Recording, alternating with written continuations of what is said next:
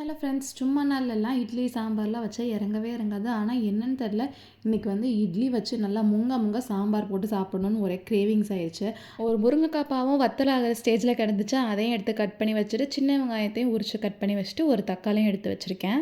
இப்போ 1 பார்ட் சாம்பார் தான் வைக்க போகிறோம். இப்போ குக்கரில் கடுகு, சீரகம், காஞ்ச மிளகா அண்ட் நம்ம கட் பண்ணி வச்சுருக்க சின்ன வெங்காயம். இதுக்கு வந்து சின்ன வெங்காயம் தான் டேஸ்ட்டு, அதில் நிறையா சேர்த்துக்கலாம். அதுக்கப்புறம் ஒரு தக்காளியை வந்து கட் பண்ணி ஆட் பண்ணிக்கிறேன். அதுக்கு ஒரு அரை மணி நேரத்துக்கு முன்னாடியே பாசிப்பருப்பும் கொஞ்சமாக துவரம் பருப்பும் சேர்த்து ஊற வச்சுருந்தேன். இப்போ நல்லா வெங்காயம் வதங்கினதுக்கப்புறமா தக்காளியும் கட் பண்ணி வச்சுருக்க முருங்கைக்காயும் சேர்த்துட்டு நல்லா மிக்ஸ் பண்ணிட்டு கொஞ்சமாக பெருங்காயத்தூள், காரத்துக்கு ஒரு டேபிள் ஸ்பூன் சாம்பார் தூள் சேர்த்துட்டு ஊற வச்சுருக்க பருப்பையும் சேர்த்துட்டு கொஞ்சமாக உப்பும் சேர்த்துக்கலாம். பருப்பு வெந்ததுக்கப்புறமா கூட உப்பு வந்து சேர்த்துக்கலாம். நான் ஒரு ஆர்வ கோளாறில் அப்படியே சேர்த்துட்டேன். அண்ட் ஆஃப்டர்நூன் வச்சுருந்த இந்த பாசிப்பருப்பும் பீக்கங்காய் போட்டால் கூட்டு இருந்துச்சு, தனியாக வச்சுருந்தா யாரும் சாப்பிட மாட்டாங்க. அதனால் அது கூட சேர்த்து மிக்சிங்காக போட்டு குக்கர் லிட் க்ளோஸ் பண்ணி ஒரு 3 விசில்ஸ் வச்சு எடுத்துடலாம். நான் தண்ணி கம்மியாக தான் வச்சுருந்தேன். நிறைய வச்சுட்டோன்னா குக்கர் ஸ்டவ்வுக்கெல்லாம் பருப்பு அபிஷேகம் ஆயிரும்னு சொல்லிட்டு எப்பவுமே அளவாக வச்சுட்டு அதுக்கப்புறமா தண்ணி சேர்த்துட்டு நல்லா கொதிக்க வச்சோன்னா சூப்பரான சாம்பார் ரெடி ஆயிரும்.